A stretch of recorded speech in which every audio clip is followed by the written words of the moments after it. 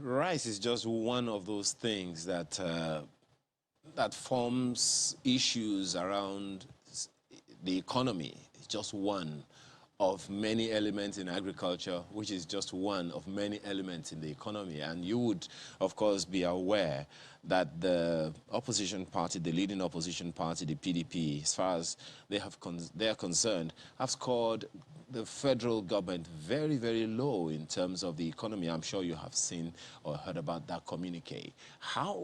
What's your take on that? You were in the PDP before, and now, you know, with the scheme of things and all of the information available to you, what's your take on their reaction so far? Well, I think the problem with our country is that they carry politics beyond the boundaries of reason and logic.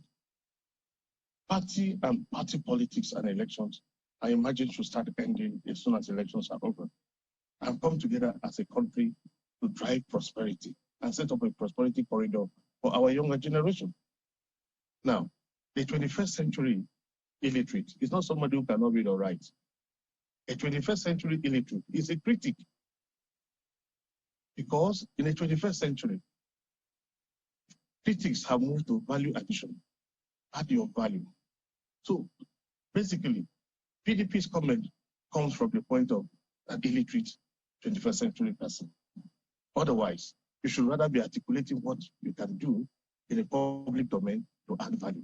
As to say you start the government very poorly, whether in terms of post-sufficiency or general economy, and then rice is just one simple example.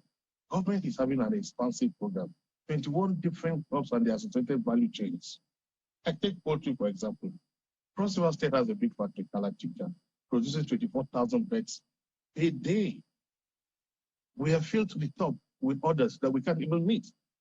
We need at least 40,000 farmers across the board to be able to grow maize and soybeans for uptake to our pig mill, to be able to process the pigs, to pick the chicken in the poultry farm, for them to be transported to the poultry slaughterhouse for processing and onward export, particularly with this African continental free trade area never was reached.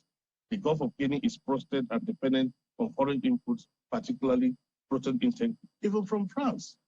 So this government, President Muhammadu Buhari's government, has created a massive superhighway of opportunity in the agricultural value chain. That is enough to catalyze the economy. But where people look at this Christmas, a lot of hampers these days, people are moving away from teas and cans and imported food and the rest and replacing it with local rice.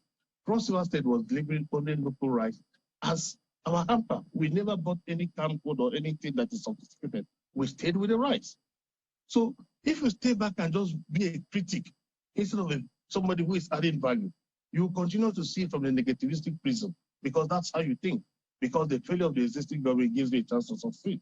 And that is what has kept Nigeria and Africa where we are. Elections in every 4 years. Where can you plan for a nation of our size and magnitude in 4 years?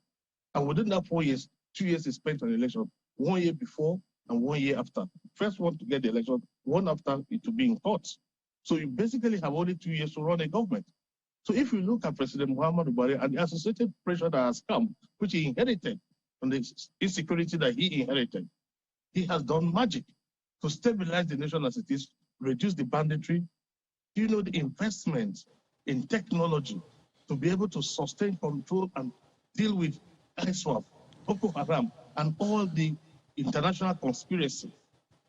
Well, Your Excellency,